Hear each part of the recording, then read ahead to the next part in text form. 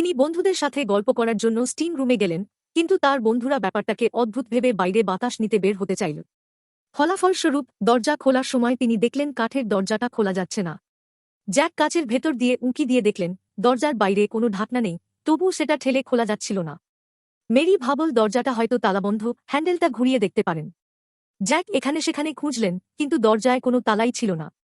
তখন হঠাৎ মেরির মনে পড়ল হয়তো তাপমাত্রা খুব বেশি হওয়ায় দরজাটা বিকৃত হয়ে গেছে।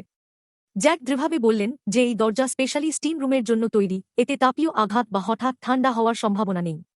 যত তাড়াতাড়ি সম্ভব বের হওয়ার জন্য তিনি দুজন মহিলাকে একপাশে সরে যেতে বললেন এবং জোর করে জর্তার সাহায্যে দরজা খোলার চেষ্টা করলেন। কিন্তু অপ্রত্যাশিতভাবে কাঠের দরজাটা একদমই নড়ল না। লরা হতাশ হয়ে ঘুরে দাঁড়াল এবং দরজার কাছে থাকা তার বন্ধুর নাম চিৎকার করে ডাকল। কিন্তু জানালায় ছিল কাঁচ আর শব্দরোধ করার ক্ষমতা বেশ ভালো। বন্ধুকে না দেখতে পেয়ে জ্যাক ভাবলেন আগে বসে পড়াই ভালো। তিনি অনেকক্ষণ ধরে চিৎকার করে বললেন এতে হৃদয়ের ক্ষতি হয়, আর কিছুটা জল পান করে স্বস্তি পেতে চাইলেন। যদি এটা তার বন্ধুর কৌতুক হয়, তবে তিনি বিশ্বাস করলেন যে বন্ধু শীঘ্রই দরজা খুলে দেবে। এটা কি কোনো কৌতুক? সত্যি? কিন্তু সময় যেতে যেতে রুমের ইলেকট্রিক হিটারটা তখনও গরম করছিল। মেরি ইতিমধ্যেই আশ্চর্য হয়ে তাকাতে শুরু করল। দুর্ভাগ্যবশত লরা আবার দরজার কাছে গিয়ে নিশ্চিত করল যে দরজার বাইরে একটা বাধা আছে। সেটা দরজাটা আটকে রেখেছে, আর কিছুক্ষণের জন্য কয়েকজন বের হতে পারছিল না।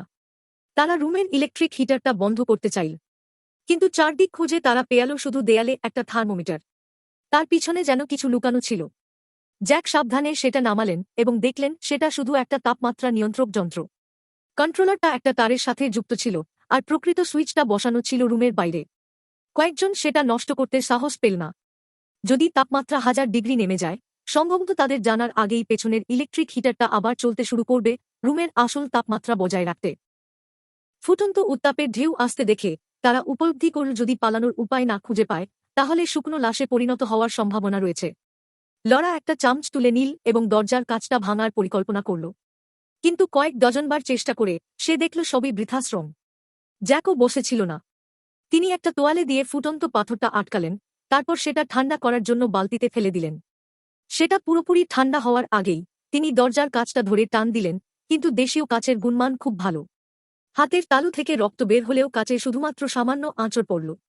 সৌভাগ্যবশত জ্যাক হাল ছাড়েননি। শেষ পর্যন্ত কাচটা টুকরো টুকরো হয়ে ভেঙে গেল। তরবারির মতো ধারালো লড়া এগিয়ে গেল আর জানালার কাছে গিয়ে সতেজ বাতাস নিয়ে নাকে তাপমাত্রা সাময়িকভাবে কমাল। মেরি পিছু পিছু গেল আর জোরে চিৎকার করে দরজার বাইরের অতিথির নাম ধরে ডাকল।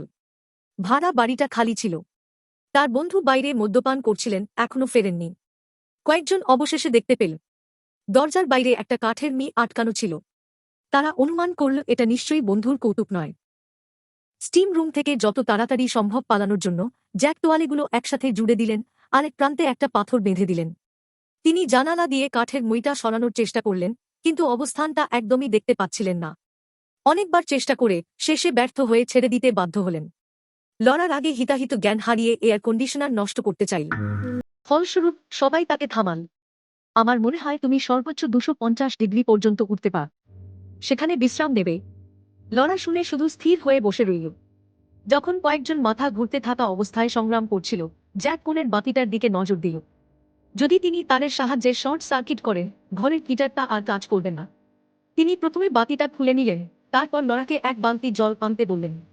তিনি তোয়ালেতে একটু জল ভিজিয়ে দিলেন, তারপর সোজা ইলেকট্রিক ল্যাম্পের ভেতরে ঢেলে দিলেন।